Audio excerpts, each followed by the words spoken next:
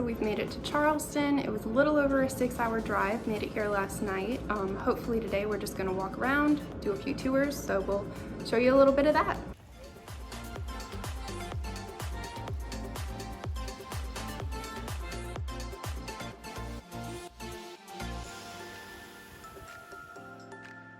You can see Fort Sumter off in the distance.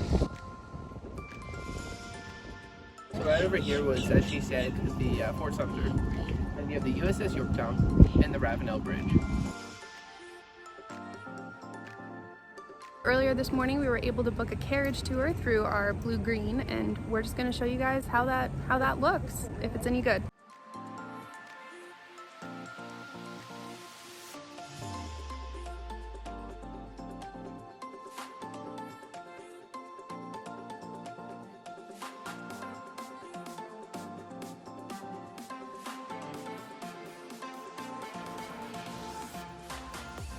Until 1790, Charleston was the capital of South Carolina.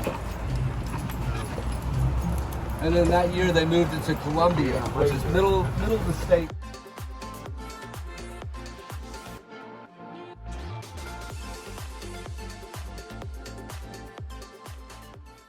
Okay, so we just got off the horse-drawn carriage ride. So we were told that there's 4 different companies that do the horse-drawn carriage rides, and the one that we did, they have 5 different routes that you can do. It's like a lottery system. You have to go to this little area and they tell you what you're going on, because that way they don't have like all the different horses on the same path at the same time. So you don't know exactly what you're gonna get, and you could do it numerous times and not get the exact same route or the exact same tour guide. But there was a lot of good information, and something we would say that it's worth doing. Recommend.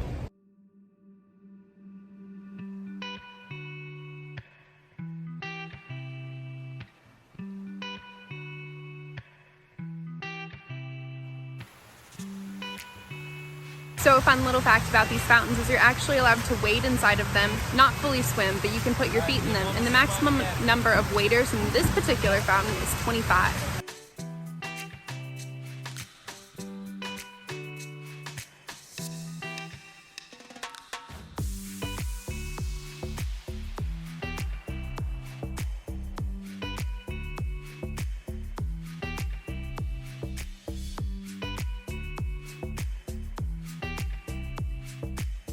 Here at Rainbow Row was painted in the 1920s. There's a lot of different superstitions about it, but it's really just painted to make the neighborhood look better and make it pop.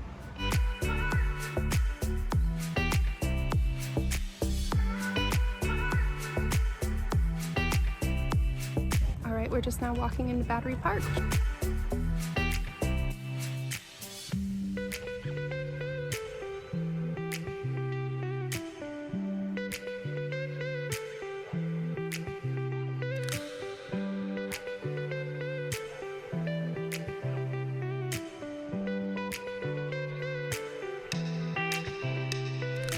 So Charleston actually has all these really historic homes down in the lower part of the peninsula, and they've got this architectural review board process that homes that are 75 years or older really can't be touched, can't be messed with, and it makes it really expensive to go through and do remodel work and restoration. So a lot of the people will buy a house and we'll just let it sit and let the forces of nature take it down. They pay their taxes. They can't really be told what to do. And then after the demolition of nature kind of takes its course, people come through and they're able to rebuild and make it look however they really want in kind of an old style, and it costs a lot less. Here in Charleston, you'll see a lot of the times the ceilings of porches will be blue. Now, some people say that the gully people believe that it keeps evil spirits away, but actually what it tends to do is it keeps bugs such as mosquitoes and wasps away, because when they think it looks like the sky, they won't nest there.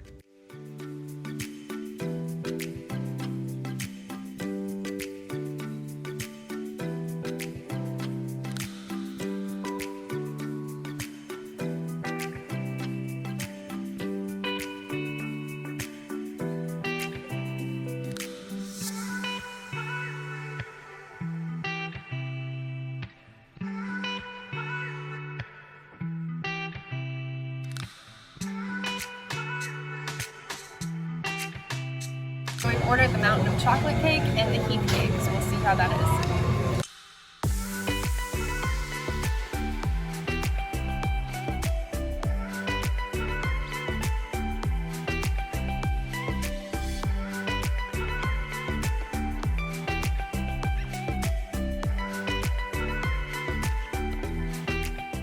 So Charleston was founded in 1670 with the exploration and the colonization from King Charles, hence the reason it's called Charlestown originally. And then over the years it lost its Charlestown to Charleston, and its original exports were rice and later sea cotton.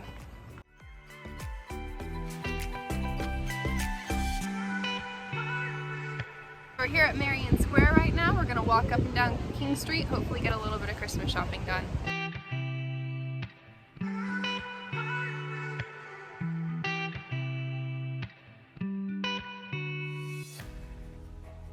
Can you tell me what is going on inside your mind? 'Cause you're so hard to read, it's like you're tangled in the lies. You tell me one thing, do another. Tell me where you stand.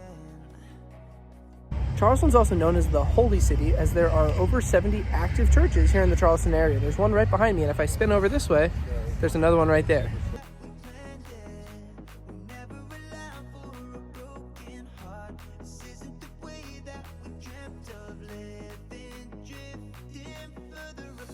So we came to Amen Street Fish and Raw Bar for a happy hour, and we're just gonna see what that looks like. We'll show you guys some of the stuff we get and the experience here. So we ordered the she crab soup, we got hush puppies, and we're having calamari as well.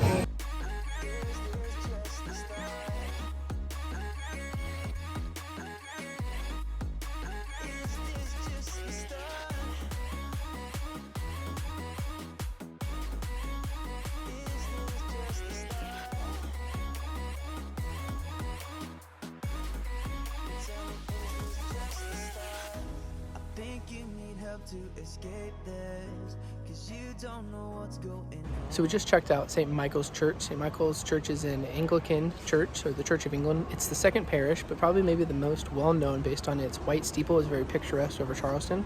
Also out in the graveyard there are two individuals that have their final resting place here, and they're both signers on the Constitution. Tell you that this is the darkest